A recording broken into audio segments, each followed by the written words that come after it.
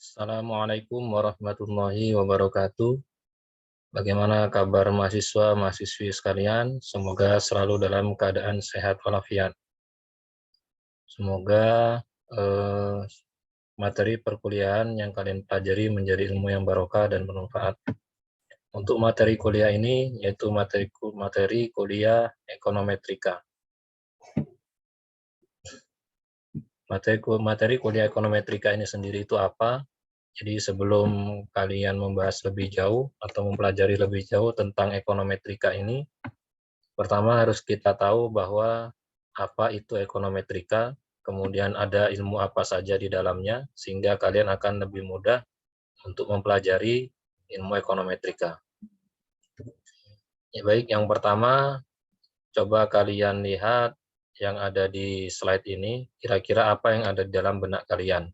Jadi ada model ekonometrik, Y sama dengan beta 1 ditambah beta 2X, dan seterusnya. Dengan Y sama dengan pengeluaran konsumsi dan X sama dengan pendapatan.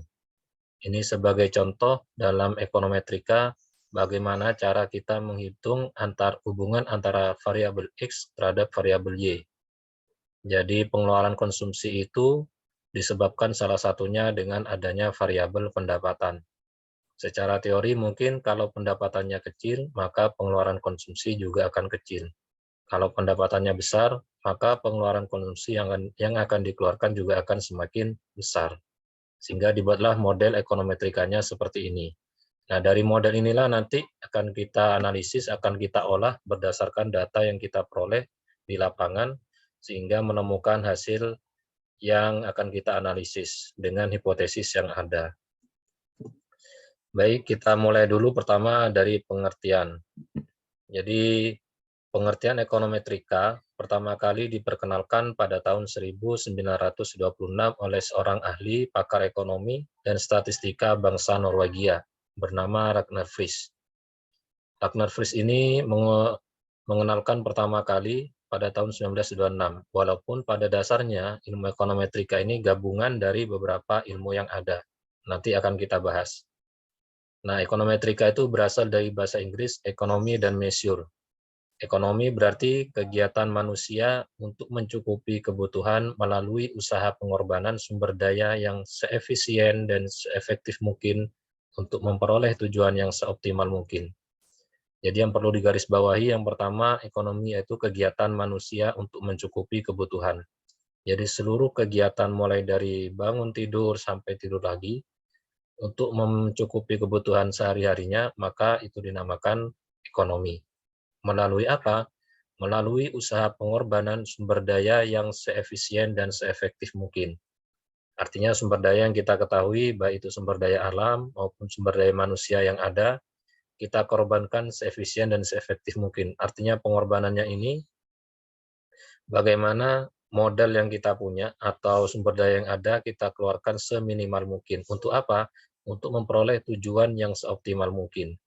Nah, biasanya dalam dunia ekonomi atau dalam dunia bisnis kita ketahui bahwa ketika kita sebagai penjual, kita ingin menjual barang, maka keinginan penjual bagaimana modal yang dikeluarkan seminimal mungkin, sementara hasil yang kita peroleh inginnya seoptimal mungkin. Measure berarti pengukuran, sehingga ekonometrika yaitu suatu pengukuran atas kegiatan-kegiatan ekonomi. Jadi kegiatan ekonomi untuk mencukupi kebutuhan sehari-hari itu diukur oleh ilmu ekonometrika ini. Jadi ada beberapa yang mendefinisikan ekonometrika, salah satunya yaitu ekonometrika adalah ilmu sosial yang menggunakan alat berupa teori ekonomi, matematika, dan statistika inferensi untuk menganalisis kejadian-kejadian ekonomi. Jadi ada beberapa ilmu yang masuk ke dalam ekonometrika. Yang pertama teori ekonomi. Jadi ini sudah kalian pelajari di semester-semester sebelumnya, baik itu ada ekonomi mikro maupun ekonomi makro. Kemudian ada ilmu matematika, bahkan ini sudah kalian pelajari sejak sekolah dasar sampai kalian perguruan tinggi. Dan berikutnya statistika inferensi.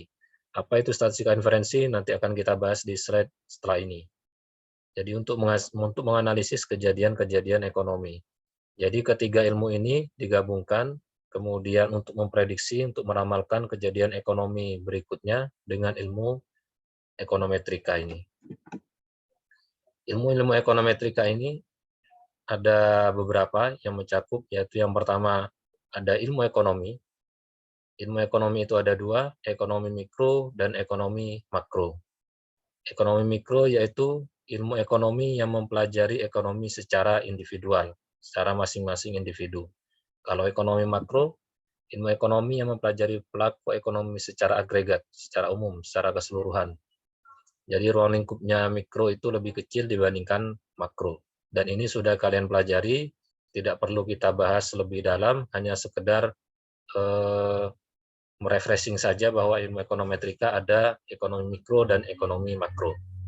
Yang kedua, ilmu matematika ekonomi, yaitu ilmu yang mempelajari penggunaan metode matematis untuk melambangkan teori ekonomi dan menganalisis masalah yang dinyatakan dalam teori ekonomi.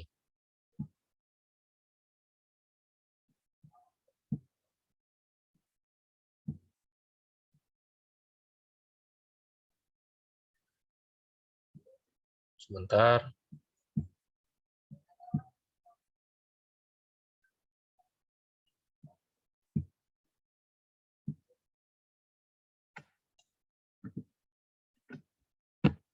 Jadi ini tadi sampai di ilmu ekonomi, ilmu matematika ekonomi, yaitu ilmu yang mempelajari penggunaan metode matematis untuk melambangkan teori ekonomi dan menganalisis masalah yang dinyatakan dalam teori ekonomi. Yaitu ilmu matematika ekonomi ini tugasnya apa? Jadi dari teori ekonomi yang dilahirkan tadi, maka dengan ilmu matematika disimbolkan atau dilambangkan teori ekonomi tersebut untuk mempermudah menganalisis masalah dalam teori ekonomi tersebut. Yang ketiga yaitu metodologi penelitian. Dan ini sudah kalian pelajari baik kualitatif maupun kuantitatif. Apa itu metode? Cara menemukan sesuatu melalui metode ilmiah. Jadi kalau tidak ilmiah berarti bukan menggunakan metodologi penelitian. Apa ilmiah itu? Mencakup tiga hal, yaitu rasional, empiris, dan sistematis. Rasional itu masuk akal, empiris itu dapat dibuktikan secara nyata, dan sistematis dilakukan secara bertahap. Berikutnya ilmu statistika. Ini juga sudah kita pelajari di semester sebelumnya, yaitu cara pengumpulan data, pengolahan atau penganalisisan serta penarikan kesimpulan berdasarkan kumpulan data dan penganalisisan data yang dilakukan. Jadi data yang kita peroleh setelah dikumpulkan, kemudian kita olah, kita analisis, maka itu namanya ilmu statistika.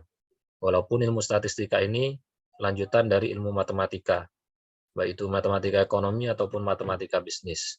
Nah, statistika ini dibagi dua, ada statistika deskriptif dan inferensi. Dan ini tadi yang saya maksudkan statistika inferensi. Kalau statistika deskriptif, yaitu cara penyusunan dan penyajian data yang dikumpulkan melalui penelitian. Jadi bagaimana cara kita menyajikan data atau menyusun data yang kita peroleh dari data penelitian. Kalau inferensi, yaitu penarikan kesimpulan mengenai keseluruhan populasi berdasarkan sampel. Jadi biasanya ini penelitiannya kuantitatif. Dari sampel yang sudah ada, misalkan populasinya ada 1000. Maka sampel yang kita peroleh, misalkan kita ambil sampel 600. Dari data 600 itu, kita olah, kita analisis, kemudian konklusinya atau kesimpulannya seperti apa. Setelah itu kesimpulan dari sampel itu kita generalisasikan kepada seluruh populasi yang ada. Yang terakhir yaitu ilmu komputer. Kenapa ilmu komputer ini masuk dalam ilmu ekonometrika? Ini sebagai salah satu bantuan kita menggunakan aplikasi yang ada di komputer untuk memudahkan memecahkan masalah-masalah atau data yang kita peroleh di dalam ilmu ekonometrika. Ekonometrika itu sendiri apakah bidang ilmu sendiri? Baik kita lihat, yang pertama dipisahkan dengan teori ekonomi. Teori ekonomi itu bersifat pasti, sementara ekonometrika yaitu fenomena ekonomi dan hubungan ekonomi penuh dengan tidak kepastian.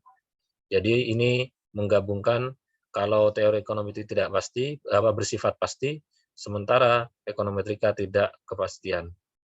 Yang kedua dipisahkan dengan matematika ekonomi. Matematika ekonomi ini tidak melakukan pembuktian secara empiris, sementara ekonometrika melakukan pembuktian secara empiris atau secara nyata. Yang ketiga dipisahkan dengan statistika ekonomi. Kalau statistika ekonomi tidak melakukan pengujian terhadap teori ekonomi menggunakan data yang terkumpul, kalau ekonometrika melakukan pengujian terhadap teori ekonomi dengan data yang terkumpul.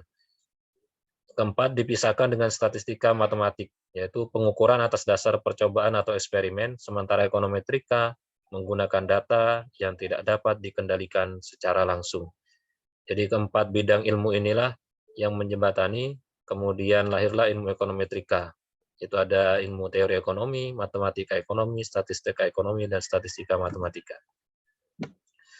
Metodologi ekonometrika atau tahapan-tahapan dalam ekonometrika itu ada beberapa tahap. Yang pertama, pernyataan teori atau hipotesis. Jadi, misalkan dari ekonomi mikro ataupun ekonomi makro menghasilkan sebuah teori, kemudian itu dijadikan hipotesis. Misalkan yang sudah kita kenal ada teori permintaan, ada teori penawaran, dan lain sebagainya. Tahap berikutnya yaitu spesifikasi model berdasarkan teori. Nah, ini yang bisa melakukan atau bisa menjawab yaitu ilmu matematikanya. Jadi dilambangkan atau disimbolkan dari teori yang sudah dilahirkan tadi. Tahap berikutnya spesifikasi model ekonometrik berdasarkan teori. Nah, ini seperti di slide yang awal tadi, yang saya contohkan ada model ekonometrik, maka itu yang bisa melakukan yaitu ilmu matematika, kemudian disandingkan dengan ilmu ekonometrikanya. Sehingga lahirlah model ekonometrikanya seperti tadi itu, Y sama dengan beta 1 kali X, dan seterusnya. Kemudian tahap berikutnya mendapatkan data atau memperoleh data. Data sendiri ini dibagi dua, ada time series, ada cross section. Kalau data yang kita peroleh dari satu waktu dengan beberapa objek, maka itu dinamakan time series. Kalau data itu dari beberapa waktu dengan satu objek, itu namanya cross section. Misalkan kita mencari data dari tahun 2010, 11, 12, dan seterusnya tentang pengeluaran konsumsi dan pendapatan, maka menggunakan cross section. Tahap berikutnya yaitu estimasi parameter dari model ekonometrika. Estimasi parameter ini bisa dilakukan misalkan kita menggunakan taraf kesalahan 1%, 5%, ataukah yang 10%. Sehingga dari parameter ini kita lakukan uji analisis atau uji hipotesis. Apakah variabel yang satu dengan variabel yang lain berhubungan ataukah tidak. Setelah dilakukan analisis, maka lahirlah konklusi atau kesimpulannya yang nantinya bisa diramalkan atau diprediksi untuk periode-periode berikutnya. Untuk jenis-jenis ekonometrika ini ada dua. Yang pertama ekonometrika teoritis dan ekonometrika terapan. Untuk ekonometrika teoritis berkenaan dengan pengembangan metode-metode pengukuran yang cocok. Jadi metode pengukuran yang sudah ada, kemudian kita kembangkan sesuai dengan zaman atau tempat yang akan kita teliti, atau tempat yang akan kita analisis. Kalau ekonometrika terapan berkenaan dengan penggunaan metode ekonometrika yang telah lebih dulu dihasilkan oleh ekonomi teoritis. Jadi dari teori yang dihasilkan ekonometrika teoritis, kemudian kita terapkan, kita analisis apakah hasilnya itu sesuai dengan zaman yang sekarang ataukah tidak. Jika tidak sesuai, maka perlu adanya perkembangan metode pengukurannya. Kemudian fungsi komputer dalam ekonometrika. Ini tadi kenapa ilmu komputer itu dibutuhkan dalam ilmu ekonometrika. Yang pertama, pengukuran fenomena ekonomi semakin lama semakin kompleks, dikarenakan semakin banyak faktor yang saling berkaitan dan saling mempengaruhi. Misalkan tadi variabel X dan variabel Y tentang pendapatan dan pengeluaran konsumsi, maka variabel Y sebagai pengeluaran konsumsi, besarnya konsumsi yang dikeluarkan sesuai dengan pendapatan yang diperoleh. Kalau pendapatan kecil, maka konsumsi yang dikeluarkan kecil. Itu secara teori.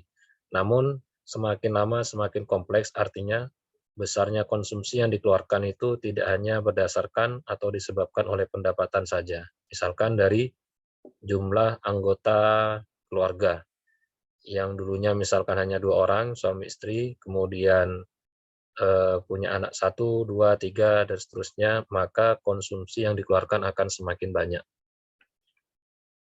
Kemudian kedua, jika data yang diperoleh sederhana, maka cukup dengan perhitungan secara manual. Namun jika data yang diperoleh itu banyak dan kompleks, maka pengukuran ekonomi lebih efektif dengan menggunakan aplikasi komputer. Kalau datanya hanya 10, 20, mungkin mudah cara kita memperolehnya dengan cara manual. Namun kalau datanya sampai ratusan, ribuan, maka lebih efektif kita menggunakan aplikasi komputer, salah satunya menggunakan SPSS. Kemudian peranan komputer, itu ada 3. Paling tidak ketika kita menggunakan aplikasi, salah satunya SPSS ini, yang pertama ketepatan dalam melakukan analisis.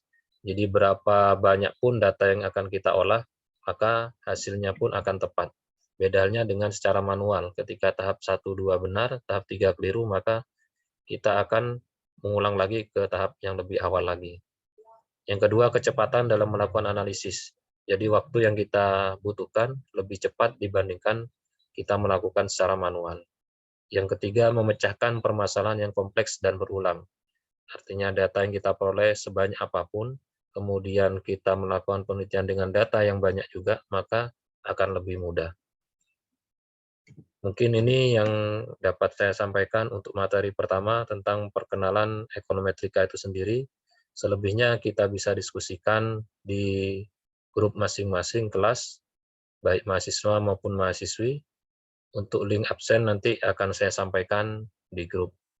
Kurang lebihnya saya mohon maaf. Assalamualaikum warahmatullahi wabarakatuh.